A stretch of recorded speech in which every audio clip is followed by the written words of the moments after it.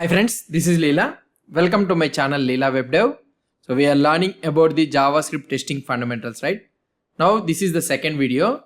The second video is about the types of tests that are commonly we will be using in our software development. So now in the previous video we have learned about the manual testing versus automated testing, right? The different methods of testing we have seen. Now in the automated testing we have the different types of tests. So here this one not exactly types of tests, types of automated tests. In manual testing, so it's a pretty straightforward. So we will open the browser and we'll check it manually through the human intervention. But whereas in the automated testing, so there will be a different types of procedures will be there. So let's try to learn about these types of automated tests. So now here if you try to see, there are wide variety different kind of test types in automated tests. So they will be having different wide variety of different kind of test types in the automated tests. Some of them are, so these are the mainly three things. So you will be having end-user testing, API testing, so many things will be there. So but I am telling you for us, so for our web development perspective and this front-end development perspective, so these are the three main test types that we will be using commonly. So first one is the unit test. So this is one of the most important thing. Second one is integration test.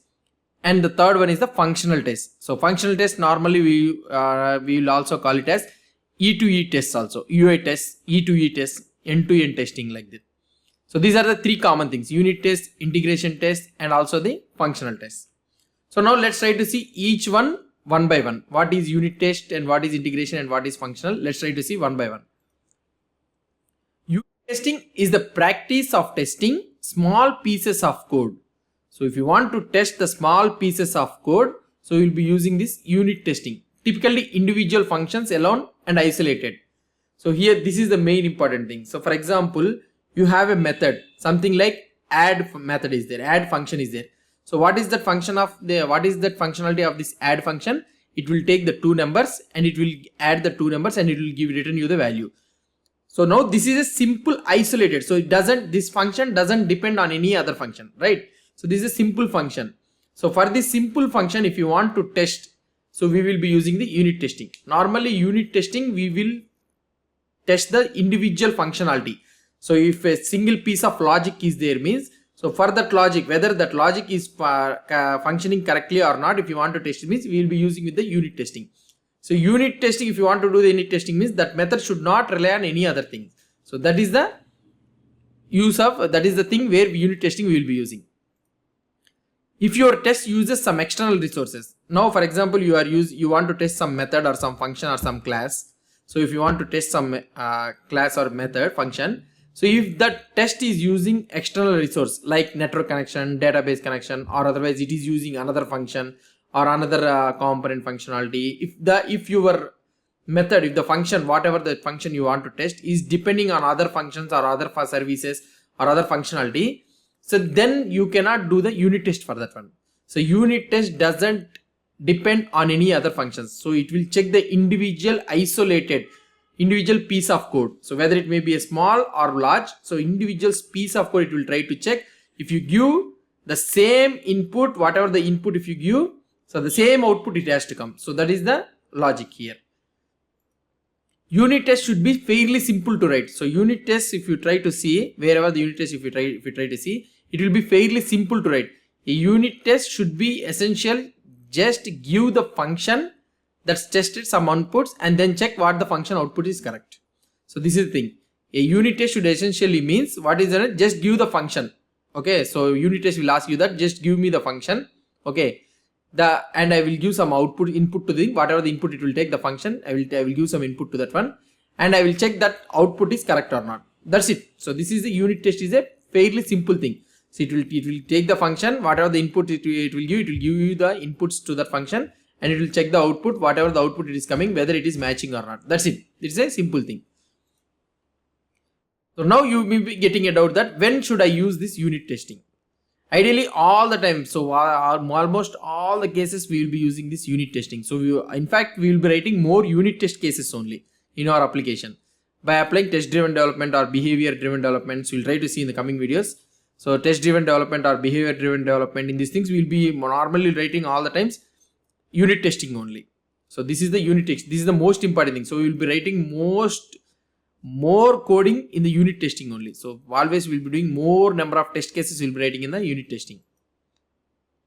A good set of unit tests do not only prevent bugs. So if you write more unit tests, so that do not only prevent bugs but also improve your code design. So you are testing each functionality code means, so each functionality of the code functionality will work perfectly, and make sure you can later refactor your code. Now if you want to refactor any other function or anything means, if you run the unit test, so the unit test will check that whether the modified code is working expected output or not, it is coming, so you can check it.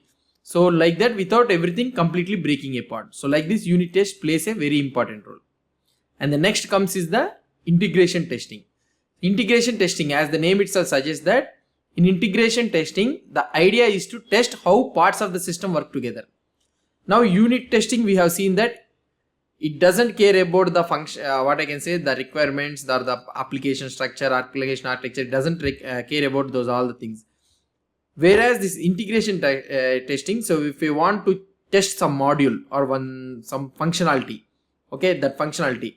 So if you want to test some functionality in your application means, so you'll be using this integration testing. Integration testing are similar to unit tests, but there is one big difference is there. So integration testing also, how you will write the unit test in the same scenario, you'll write the integration testing also, but there will be one big difference. So while unit tests are isolated from other components, unit tests are simple and fairly simple logics it will try to check, whereas integration tests are not like that. So it will combination of all the functionalities. For example, a unit test for a database access code, so would not talk to a real database, but an integration test would.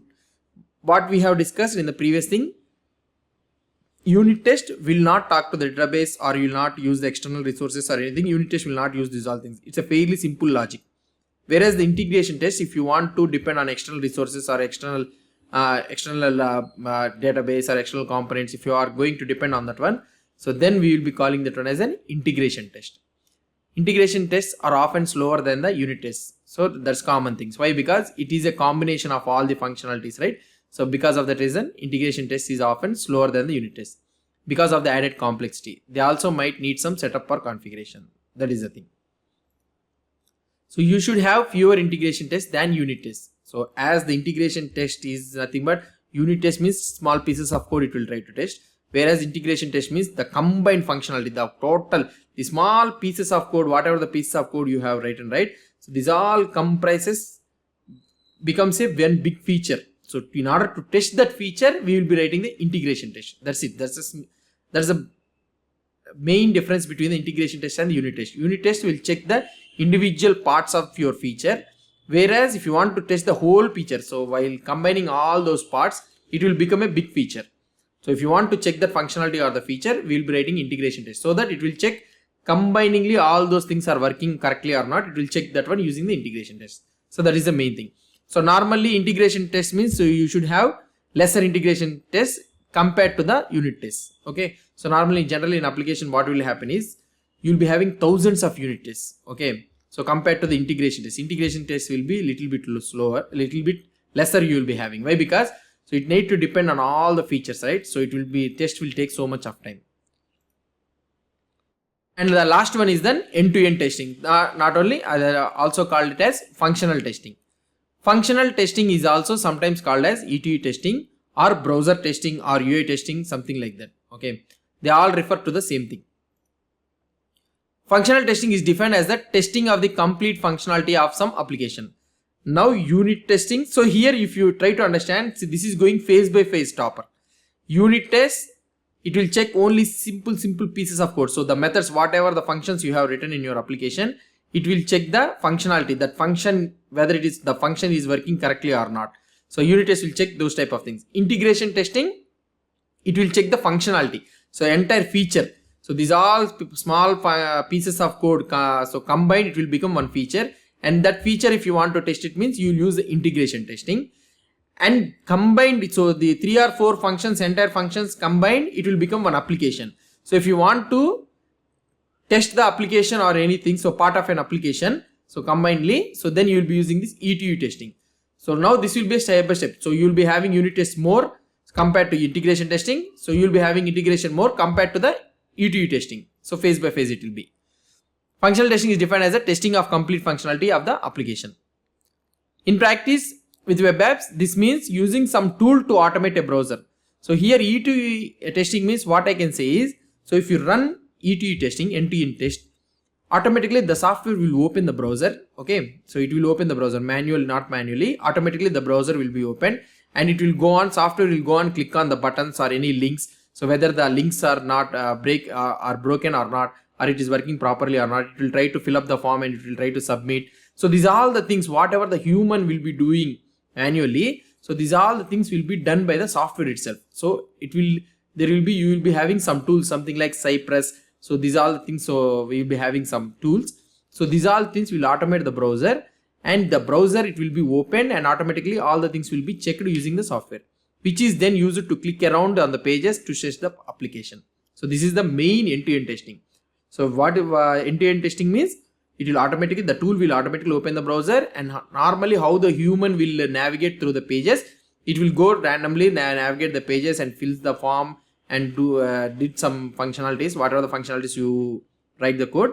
So it will do it. If everything works correctly means, then E2E is passed. If anything fails, broken or anything happened means, so then it will throw an error. So this is the end-to-end testing. So you should use functional tests. If you have some repeated tests, you do it manually in the browser.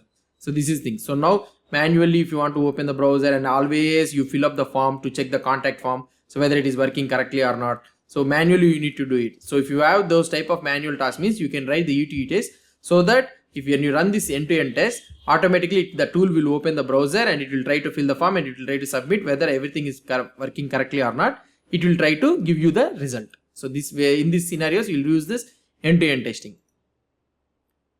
Now this is the pictorial representation. Normally we used to call this one as a testing pyramid. So if you try search Google it in the browser or anything, Google, you will be able to see it. So this is a testing pyramid. Normally what is this testing pyramid is, so at the bottom you will be able to see the unit test.